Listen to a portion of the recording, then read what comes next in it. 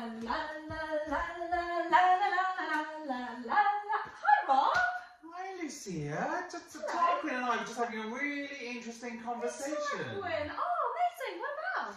Well, it was all about the Mozartists. Love the Mozartists. Can you tell me about them? Well, do you know, good timing, Lucia, because that is the theme of Taster number 3. Yeah. Sounds good. So the Mozartists are an orchestra. That's a group of people, instrumentalists, who come together and play together. Now, what kind of instruments are in an orchestra? Oh, well, you've got some string instruments like the cello, double bass, violin. Oh, yeah. Viola. Yeah, Slightly bigger violin. Oh, yeah, and also there's wind instruments, isn't there? Yeah. I mean, I've got my book here to just like check. Oh, yeah. Slightly swatty today, aren't I? Thank you. Very. So wind is just, so there's a oboe, and there's a flute, there's a bassoon. Bassoon, yeah, I love the bassoon. Oh, and what about brass? Brass, yeah, trumpets, Oh, yeah. trombones. Oh, my goodness me. And then there's some drums, isn't there? Yeah, drums. So they all come together to play together, and that's what the Mozartists do. And the Mozartists play lots of different types of music, but they love playing the music of Mozart. Yes, they do. Mozart was a really famous composer who was born in Austria. Really, Austria? And when was he born? Well, do you know what? Mozart is not around today. He was born in 1756. Yeah, that's even before I was born. That's over 260 years ago. And his music is still loved today. I mean, there's something really amazing about what he's done. But do you know, the thing about 1756, I thought, you know what? Just feeling a bit swotty today. I want to do a bit of investigating into what happened in 1756. Are you ready? I'm so ready. Have you got your pen? Have you got your pen handy? I don't, but I've got. No, but I have mine. Okay, Okay. So. Tell us, Rob. I will. Okay, here we go. Put my cap on. Tarquin's ready. Tarquin's ready. You ready? In 1756. Well, 1756 was a leap year.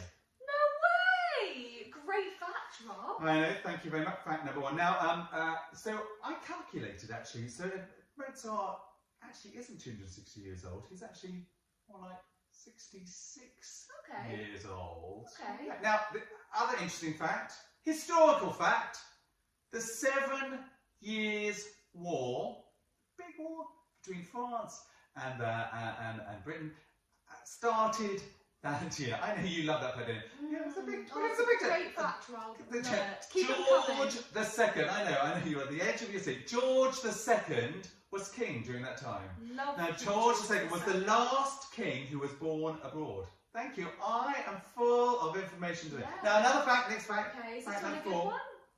Well, it's okay. It's okay. I don't think 1756 was a very exciting year. Okay. But this is quite exciting. A hurricane happened. Well, you say hurricanes hardly ever happen, but actually they did happen in Britain in that year. Okay. And it ruined a lot of crops. Now, the other little fact I want to say is, because, you know, I love food. You know, in Taster 2, we talked about cake, which I feel very passionate about. So I wanted to find out what kind of things people ate during that time. This sounds good. This is an interesting fact. Okay. Tarquin loves this, don't you? Yeah. He loves food. Oh, he loves food too. So, well, apparently, the rather wealthy types used to eat venison, which is deer. Used to eat venison, but apparently everyone else used to eat lots of old scraps. And apparently, the meat was so disgusting. Doctors told everyone that when they ate their meat, they should hold their noses like this because it was so poggy. Oh, that sounds gross. Is absolutely gross. Yeah. Well, that's the little fact finders from 1756 over with. Well, Rob, can you tell me, why was Mozart so special? Oh, God, he was special for so many ways. He was kind of a genius. He was kind of, he wrote so much music, and he did it with such natural ability. He's like kind of like, I mean, there hasn't been a sort of child quite like him before. But he also died really young. He died at the age of 35. Gosh. But also, what's kind of amazing about him is that not only did he write really beautiful music, but actually he was kind of wise. He really sort of captured the moods and the emotions of the dynamics between people, and that kind of makes his sort of music not only beautiful, but also have real impact. But the thing I most like about him is that he was really naughty. Really naughty. And actually, he's also, he's like a strange side to him as well. Like, he used to love writing poems about, you're bracing yourself for this, Okay. poo. Poo, that's Oh, gross. God, that is- Mozart. So, you know, Mozart was a colourful character, kind of an inspirational character with, you know, another side to him. Yeah. Interesting guy, interesting guy. Now, what's amazing, that he wrote so many pieces of music. So many. He wrote over 600 pieces of music. Now, I can't imagine what it's like. I mean, if I have to write an essay or anything, it takes me forever. This guy, I mean, you know, from the age of, you know, a little lad, he was composing some incredible pieces. I mean, he wrote over 21 operas or stage pieces. You know, just, you know, operas are like just plays, musicals, something like that. He wrote 41 symphonies. That's what these orchestras play together. When they all play together, they play together. But people think that he wrote even more than that. There's sort of works which we still haven't discovered. I mean, it is incredible what he did. And numerous other pieces. Now, I think this gives me a little opportunity to share a piece with you, which Sounds I lovely. really love. And this piece is called Laudate Dominum. And the piece I'm going to play you just makes me feel really calm.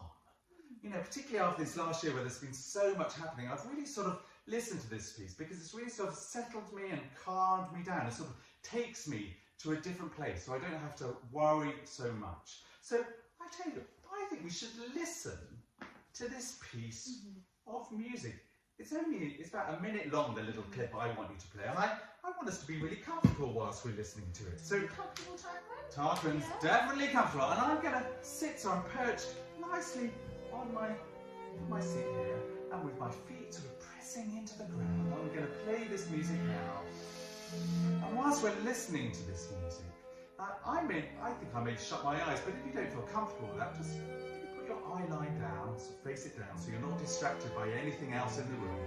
And you're just going to focus on your breath.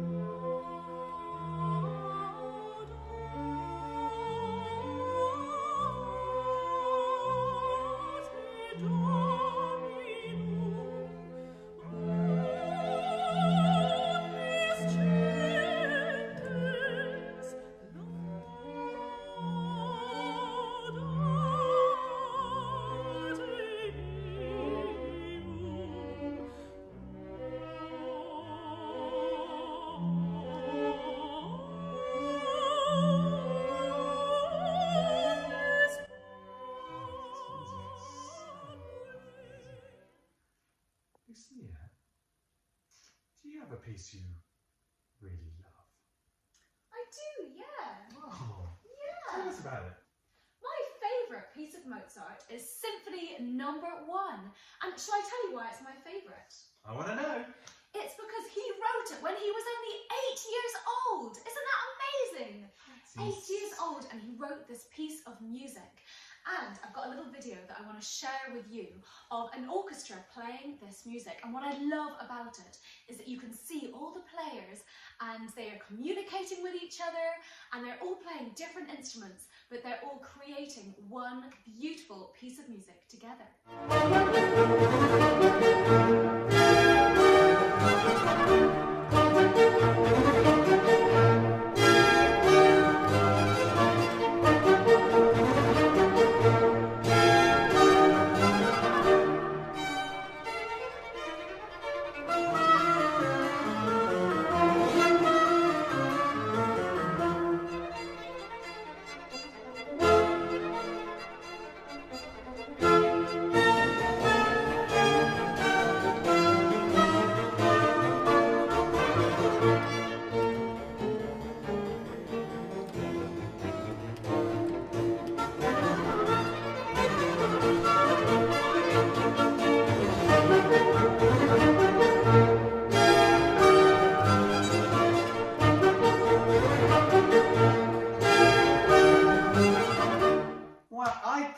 Believe that Mozart wrote that piece when he was only 8 years old. Pretty That's cool. incredible. What a legend. What a legend. My goodness me. I hope you enjoyed listening to our two favourite pieces and also learning a little bit about Mozart and his life and the times he lived in. Now, next taster, you're going to learn and sing a piece of Mozart. Whoa!